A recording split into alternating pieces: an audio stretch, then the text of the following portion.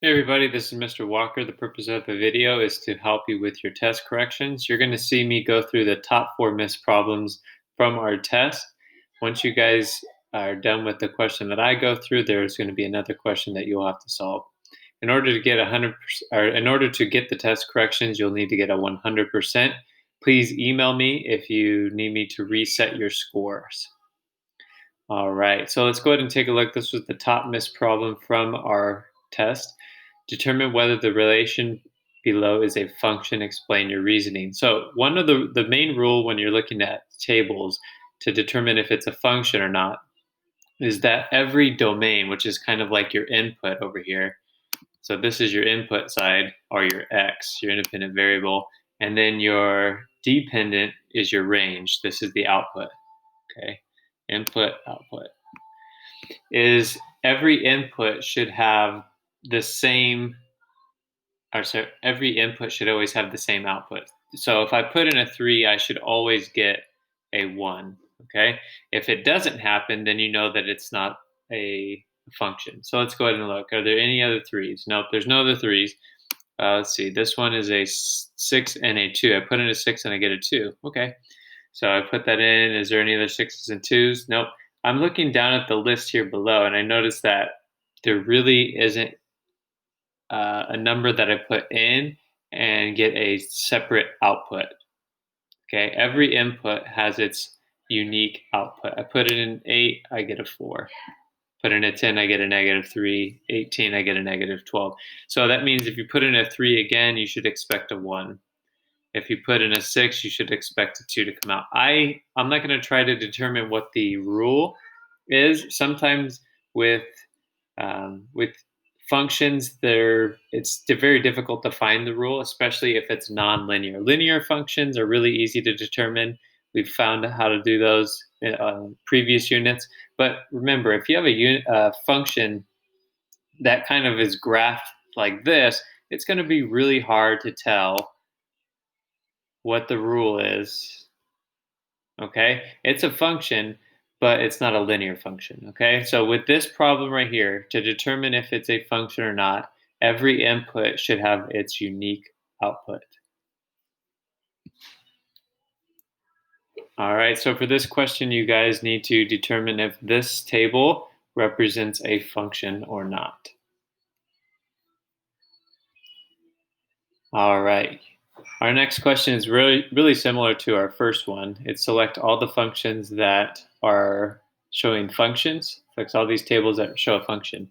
So remember, every input, or x, should have its own unique y. Okay? So when I look at this one, if I put in a 1, I get a 1. Put in a 2, I get a 2. If I put in a 3, I get a 3. If I put in a 4, I get a 4. Okay, so this one is a function because every x has a unique input, or every x has its unique output.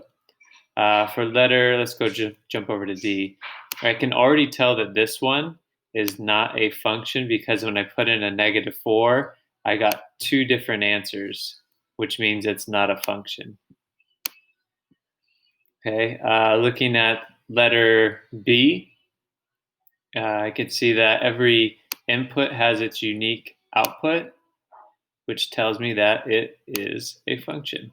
I don't know what the rule is. I don't have to determine that. Looking at letter E, I could see if I put in a 0, I get a -11. And then down here, if I put in a 0, I get a 5. So I could tell from this that it wouldn't be a function at all. And then looking at letter C, I'm looking to see if there's any problem or any inputs that have a different output. This one doesn't look like that, so this one would be a function as well, because I put in a -5, I should get a -8. There's nowhere else on there that has a different output for the same input. All right, on this problem, you need to decide which one of them is the function. So check A, B, C, or D. All right, here's another top miss question. So it says the table and the equation show represent a different linear equation. So this is a function. Decide which statement is true. All right, so I want to look at just a couple things. So starting with this, This one's already written in our standard slope-intercept form. The 5 is the slope. We call that the rate of change also. So how quickly it goes up and over. It goes up 5 over 1. This one and then just keeps kind of going in that same pattern. Oops. So up 5 over 1 the whole time, okay? And the y-intercept is this number right here. That's your 20, okay? Looking over at this other table, let's see. So the change in x, or the change in y over the change in x. So it looks like it goes up 3 in the y, and then up 1 in the x. So the slope on this equation for the table would be 3 over 1, or you could just put 3x. And then the y-intercept is where the x is 0. So right here. So this would be plus 5. So up 3 over 1, up 3 over 1, up 3 over 1.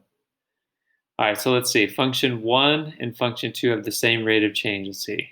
No, that would be false. We just found out that this one has a 3.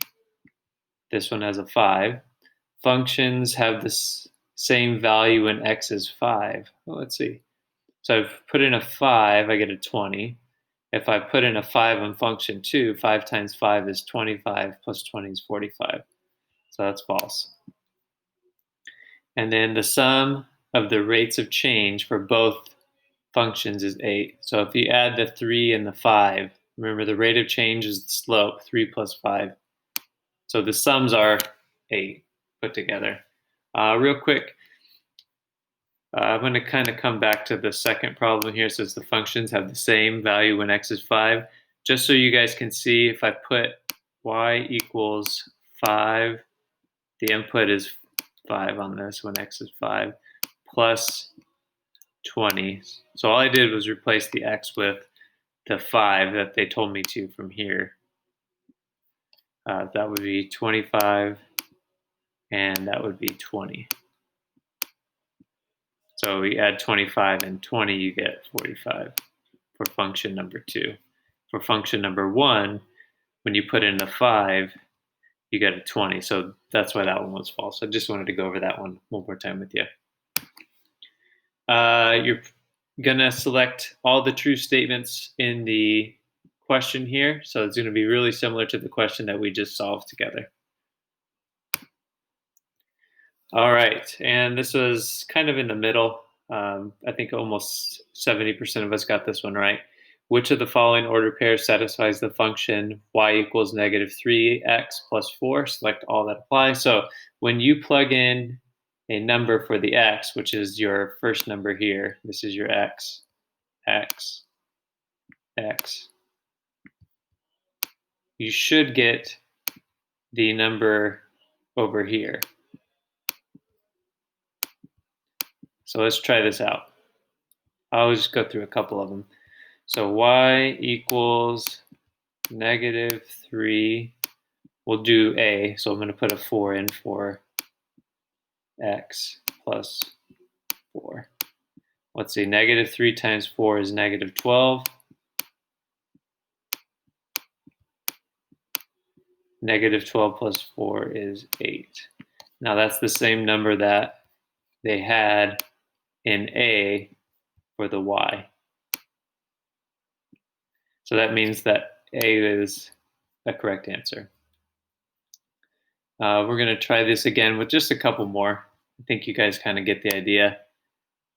So instead of using that number, the 4, I'm going to use, let's try the letter B. Let's try negative 1. So negative 3 times negative 1 is positive 3. 3 plus 4 is 7. So it looks like on this one again, the 7 matches up with the 7 from right here. Okay, so you guys kind of get the idea. You just plug in the x value to the equation. It's called substitution. And if you get the same y value here, we know that it's on that function. It satisfies the function. All right, last part. So decide which point would be found on the function y equals negative x plus 2. So you're going to choose from uh, from these points that you see on the side for y equals negative x plus 2. This is going to be another select all that apply.